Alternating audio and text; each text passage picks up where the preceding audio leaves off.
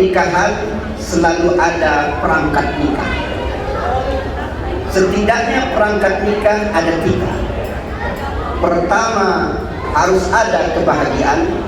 Yang kedua, selalu ada permasalahan.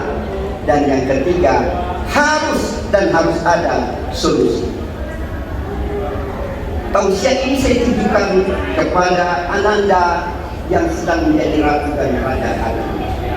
Dan juga saya tujukan kepada yang sudah lama berkeluarga. Dan yang ketiga, ditujukan kepada yang kepingin nambah lagi. Pertama, soal harus ada kebahagiaan. Nikah pasti ada kebahagiaan. Karena memang kata nikah itu sendiri dari 3 huruf. Non, kaf, ha.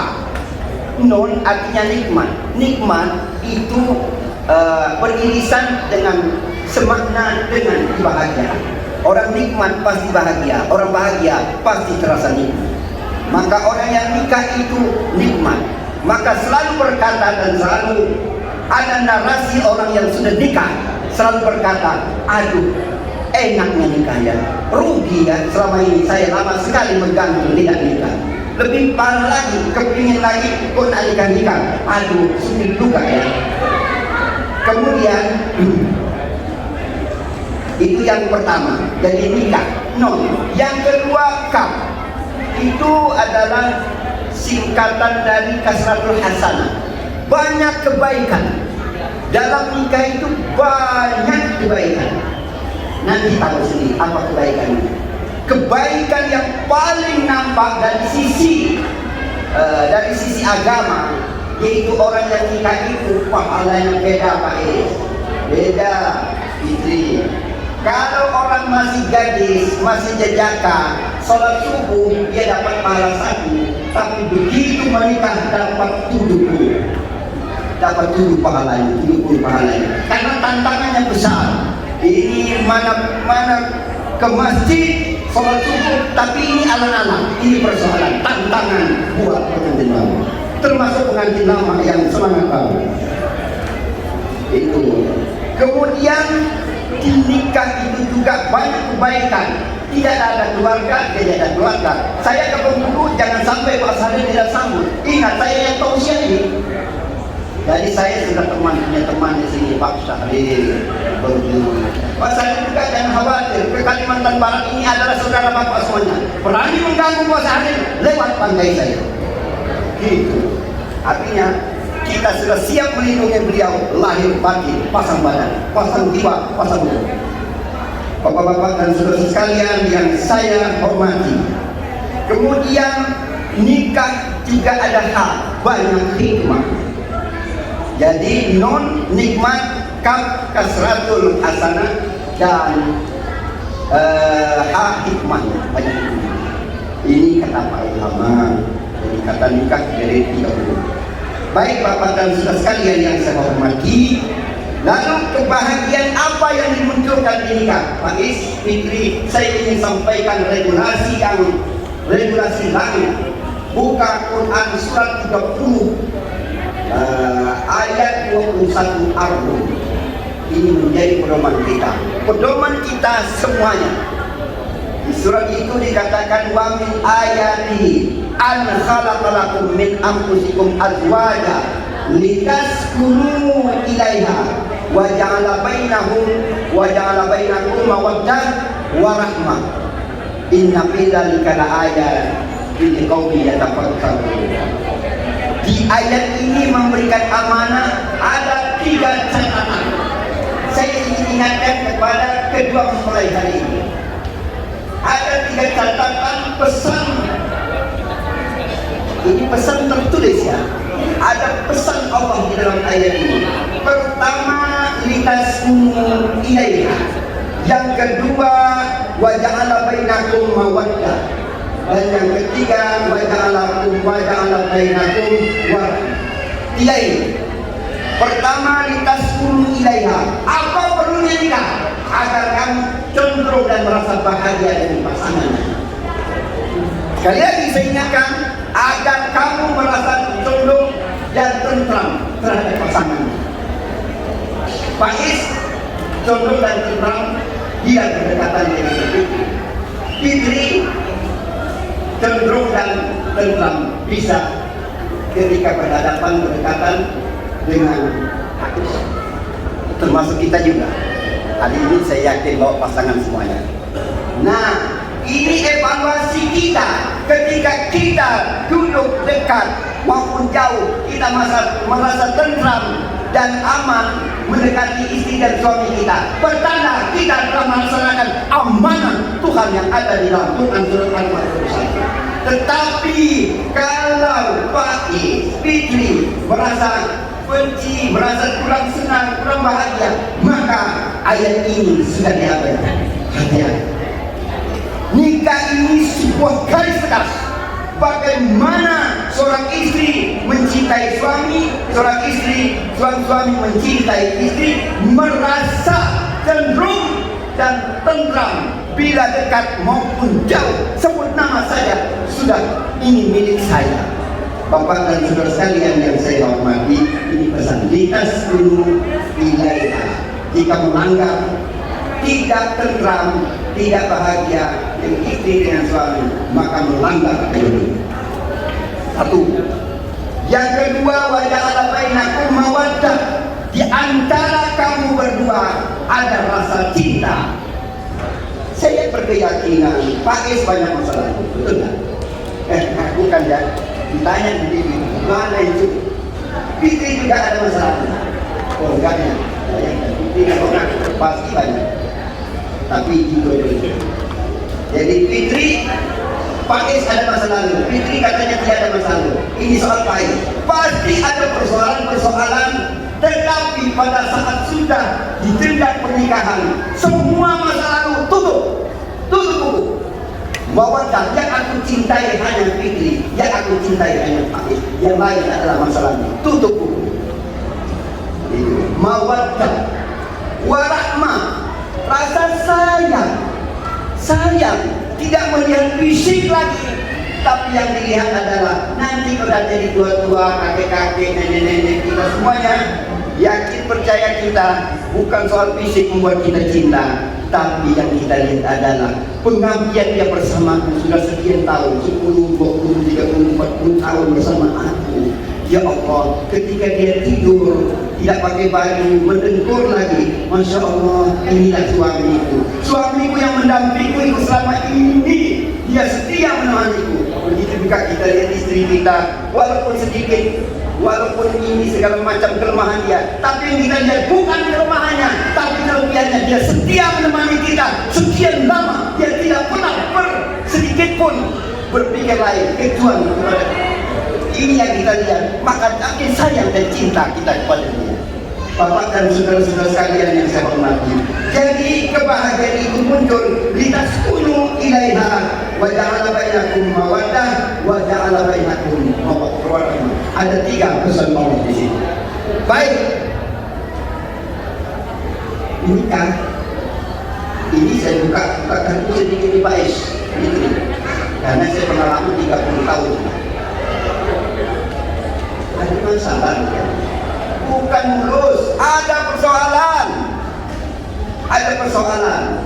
permasalahan. Apa permasalahannya? Saya urut kalau istilah pemilu, kira-kira yang indikator yang paling utamanya apa? Maka saya urutkan indikator utama, yang paling utamanya, yang paling memungkinkan jadi masalah. 1, berat beban ekonomi. 2, muncul sifat asli. 3, beda strata sosial budaya. 4, godaan masa lalu atau mantan. Coba. Jadi ada 4 utama masalah dalam keluarga. 1, masalah ekonomi. Bayangkan kalau istilah apa itu orang Melayu itu apa itu? Kalau sudah menikah bagi siap mandiri. Mau ada kerjaan atau tidak, sudah mandiri. Mau makan apa, tidak soal. Malu kita lagi, harus di sana, harus di sini. Ini ada istilah seperti itu bahasa kita. Jadi kalau sudah menikah siap mandiri suami istri. Jadi beban ekonomi yang semulanya dulunya diatur oleh bapak, oleh ibu ekonomi, sekarang kita ngatur sendiri. Dulunya punya penghasilan Bapak dan Ibu. Sekarang penghasilan kita berapa jumlahnya? Harus bisa mengatur sendiri. Ini beban ekonomi. Kalau tidak bisa, ini goncangan beban. Bahkan itu 80%. Oleh para ahli katakan 80% rumah tangga itu faktornya adalah ekonomi. Satu. Yang kedua, muncul sifat asli ketika masih pacaran. Ini Pak Samsuri tahu. Ketika masih pacaran, waduh, kita mendramatisir diri kita menjadi hebat, paling alim, paling taat, paling tawadu, paling bagus akhlaknya. Tapi begitu sudah menikah, sebulan, 2 bulan, setahun, 2 tahun, muncul sifat asli. Pembohong yang muncul, suka keluar malam yang muncul, main gaple, main bok muncul. Tidak percaya, yang ketawa jangan-jangan tersinggung. Jadi itu, jadi sifat asli. Kemudian beda strata sosial maupun budaya. Saya berkeyakinan, walaupun ada persamaan antara Pak Is dan Fitri, tapi berdua ini melewati pulau jauh. Pasti ada perbedaan juga. Baik dari sisi budaya, mungkin kita sama-sama Melayu ya Pak ya, tetapi budaya kita masih ada pasti ada berbeda. Strata sosial mungkin sama, dua-dua dari sisi pendidikan sudah sama-sama luar biasa. Saya pikir sudah luar biasa, ini tidak persoalan kalau masalah dari sisi pendidikan.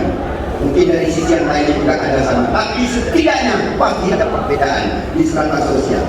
Kemudian godaan mantan atau masa lalu. Ini biasanya nak WA selama dia ingatlah kita dulu di pohon itu. Ingatlah kita dulu yang dah mulai lagi. Mulai WA, ada 2 HP, HP satu di atas meja, HP satu di konten. Udah mulai ini persoalan.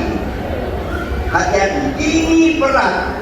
Kenapa? Apalagi misalnya cinta sana berat, sini berat, mana saya ambil? Tapi aku memilih. Ketika memilih, ini diambil, kayaknya lebih bagusnya itu. Mulai di WA kita. Oh, bahaya. Maka saya tidak mau mempermasalahkan. Saya satu dan sampai terakhir begitu. Karena ada istri saya di sini.